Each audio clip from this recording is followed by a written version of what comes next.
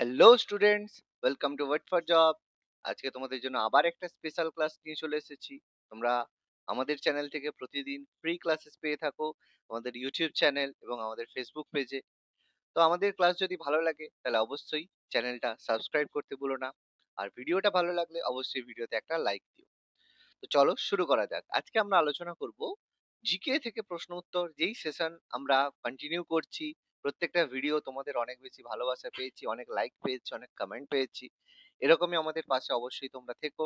তো চলো শুরু করা যাক আজকের ক্লাস। প্রথম প্রশ্ন বলেছে, অরণ্যের অধিকার বইটা কার লেখা? এইটা বিভিন্ন ধরনের যে টপিক আছে, দেখবে এক্সামে পরীক্ষায় আছে বুকস অ্যান্ড অথার্স, মানে বিভিন্ন বই আর তার লেখককে এই সংক্রান্ত কিন্তু প্রশ্ন আমাদের এসে থাকে।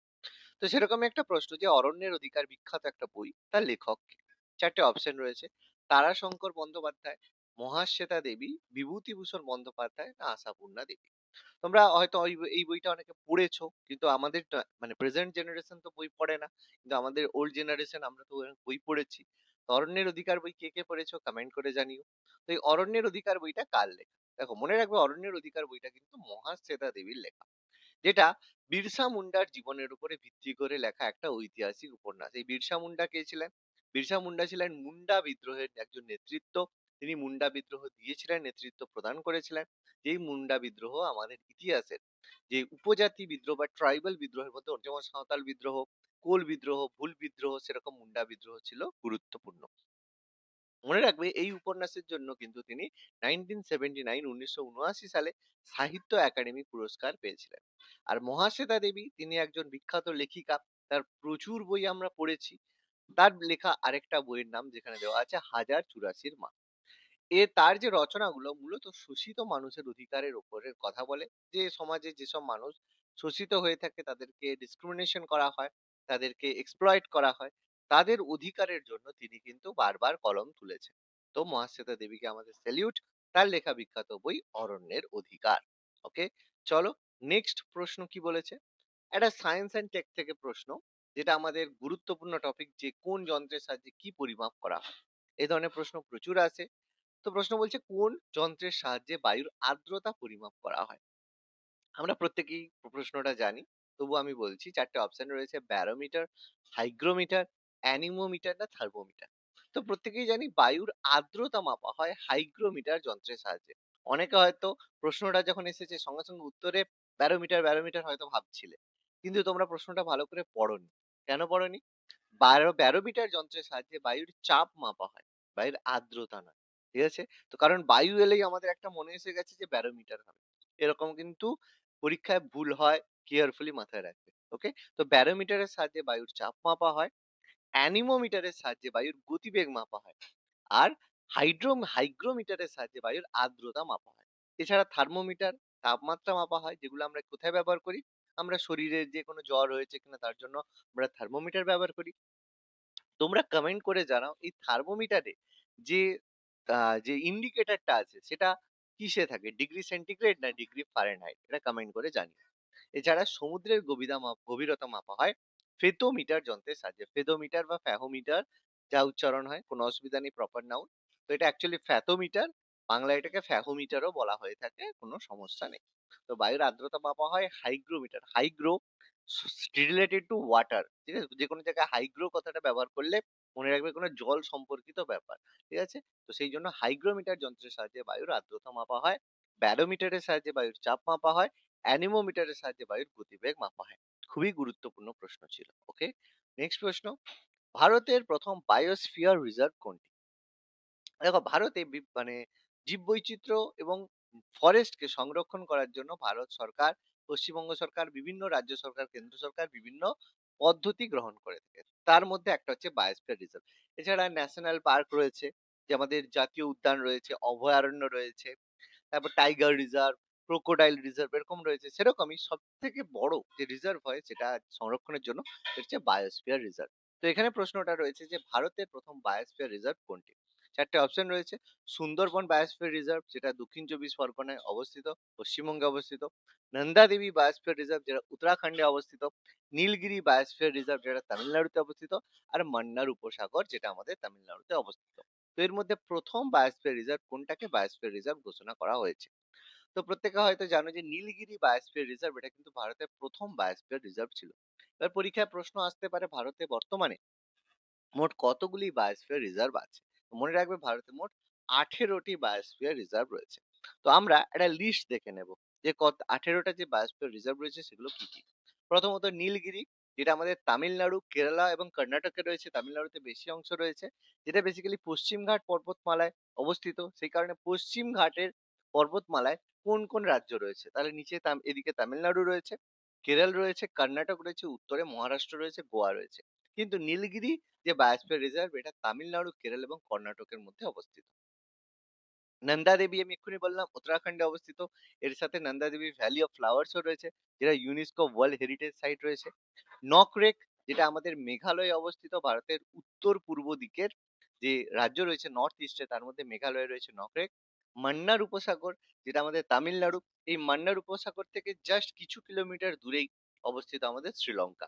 এই মান্নার উপসাগর দিয়ে শুরু হয়েছে আমাদের বিখ্যাত রাম সেতু। ওকে। পরবর্তী সুন্দরবন, আমরা একটু আগেই বললাম পশ্চিমবঙ্গের দক্ষিণ চব্বিশ পরগনা জেলায় অবস্থিত সুন্দরবন, যেটা অনেকটাই কিন্তু বাংলাদেশের সঙ্গে এরিয়া শেয়ার করছে। মানস, যেটা আমাদের ন্যাশনাল পার্ক রয়েছে প্লাস বায়োস্ফিয়ার রিজার্ভ রয়েছে, যেটা আসামে অবস্থিত। গ্রেট নিকোবর, যেটা আন্দামান এবং নিকোবর দ্বীপপুঞ্জে অবস্থিত, সেটা biosphere reserve. Similipal, very very very famous Similipal, আমাদের প্রতিবেশী রাজ্য উড়িষ্যায় অবস্থিত। ডিব্রু সৈখোয়া, এটা আমাদের আসামে অবস্থিত বিখ্যাত বায়োস্ফিয়ার রিজার্ভ।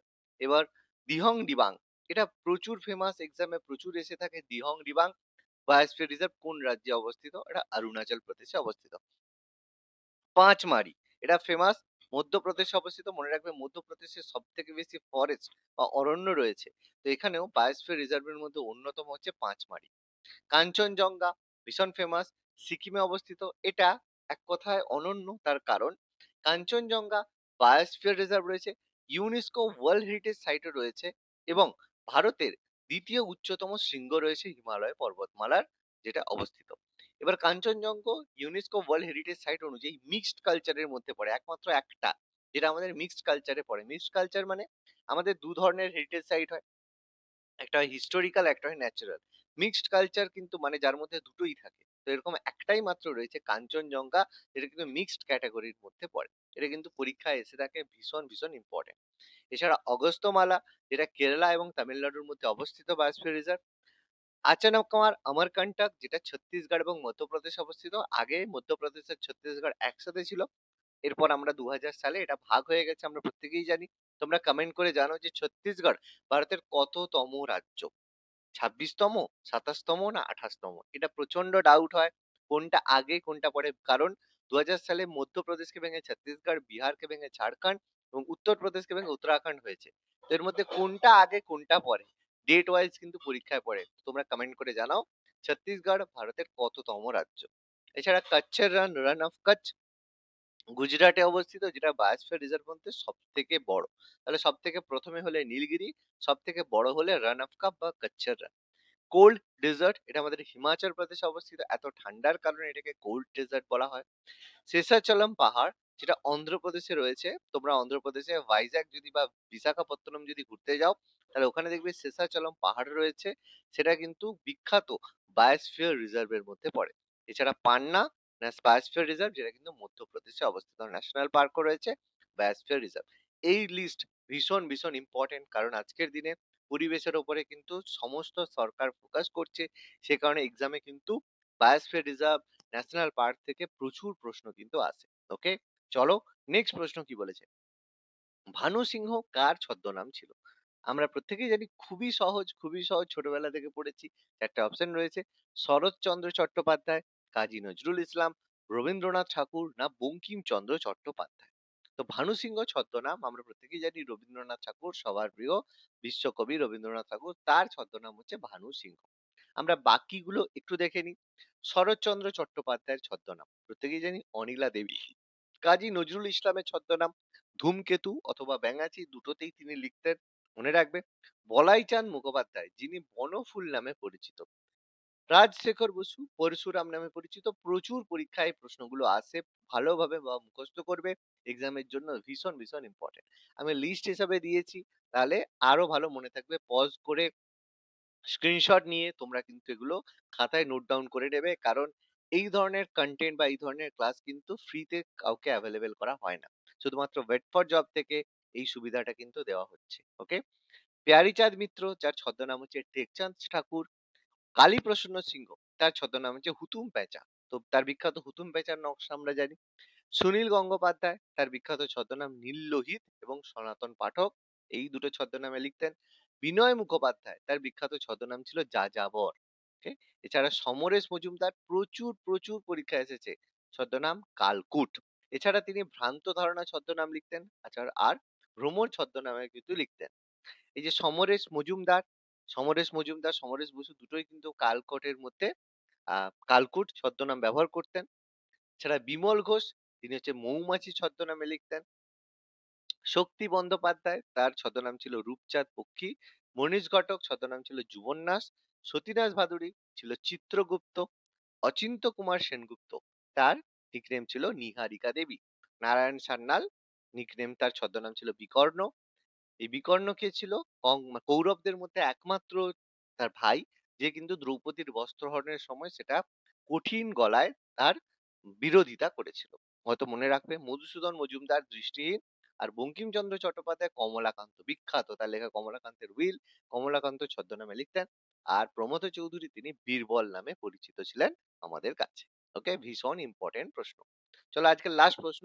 মোসাদ কোন দেশের বিখ্যাত গোয়েন্দা সংস্থা? দেখো, প্রত্যেক দেশেরই ইন্টেলিজেন্স এজেন্সি বা মানে গোয়েন্দা সংস্থা রয়েছে, যেটা কি করে সেই দেশের ইনফরমেশন, বাইরের দেশের ইনফরমেশন তাকে প্রোভাইড করে দেশকে আন্তর্জাতিক সুরক্ষা প্রদান করে। তো মোসাদ সব থেকে ইন্টারেস্টিং এবং সব থেকে কন্ট্রোভার্সিয়াল এবং সব থেকে পাওয়ারফুল গোয়েন্দা সংস্থা, এটা কোন দেশের? হয়তো শুনেছো, রাশিয়া, ইসরায়েল, মার্কিন যুক্তরাষ্ট্র না পাকিস্তান। দেখো, জানবে যে এটা হচ্ছে ইসরায়েলের যে সব থেকে পাওয়ারফুল গোয়েন্দা সংস্থা কিন্তু মোসাদ। এটার কথা বারবার দেখেছি, মোসাদ বারবার যে প্রোগ্রাম বা যে টার্গেট গুলো করে থাকে সেগুলো কিন্তু কখনো বিফল হয় না। ঠিক আছে, পরীক্ষায় আমাদের মনে রাখতে হবে মোসাদ কিন্তু ইসরায়েলের বিখ্যাত গোয়েন্দা সংস্থা। প্রেজেন্টলি ইসরায়েল ইরানের মধ্যে কনফ্লিক্ট চলছে, সেখানে মোসাদেরই ইন্টেলিজেন্সের কারণে ইরানের যে সুপ্রিম লিডার খামেনি, তিনি কিন্তু মারা যান। ওকে, মনে রাখতে হবে। ভারতের যে গোয়েন্দা সংস্থা সেটা নামে পরিচিত, রিসার্চ অ্যান্ড অ্যানালিসিস উইং। ইসরায়েলের মোসাদ। মার্কিন যুক্তরাষ্ট্রের গোয়েন্দা সংস্থা সিআইএ, সেন্ট্রাল ইন্টেলিজেন্স এজেন্সি। পাকিস্তানের গোয়েন্দা সংস্থা আইএসআই, ইন্টার সার্ভিস ইন্টেলিজেন্স। তো আইএসআই গোয়েন্দা সংস্থা না বলে টেররিস্ট অর্গানাইজেশন বলাটাই ভালো। ব্রিটেনের রয়েছে MI6, মিলিটারি ইন্টেলিজেন্স সেকশন 6। এটা তোমরা দেখেছো, বিভিন্ন সিনেমা দেখেছো, মিশন ইম্পসিবল, যেটা আমাদের টম ক্রুজের বই, সেখানে MI6 এর রয়েছে। রাশিয়ার এসভিজি বা এফএসবি, আগে এর নাম ছিল কেজিবি। আগে কিন্তু কেজিবি খুব পাওয়ারফুল ছিল, কিন্তু যখন রাশি ইউএসএসআর ভেঙে যায় তখন কেজিবি কিন্তু ডিস্ট্রয় করে দেওয়া হয়, কারণ কেজিবি পুরো ইউএসএসআর মানে সংযুক্ত সোভিয়েত ইউনিয়নের, যুক্তরাষ্ট্রের যে তোমার ডিটেকটিভ এজেন্সি ছিল, এখন সেটাকে বাদ দিয়ে এসভিআর করা হয়েছে। ওকে, এগুলো কিন্তু মনে রাখতে হবে। তাহলে আজকের ক্লাসটা কেমন লাগলো তোমরা অবশ্যই কমেন্ট করে জানিও, এবং এই ধরনের যদি আরো ক্লাস পেতে চাও তাহলে অবশ্যই আমাদের চ্যানেল ওয়েট ফর জবকে ফলো করতে ভুলো না। Thank you.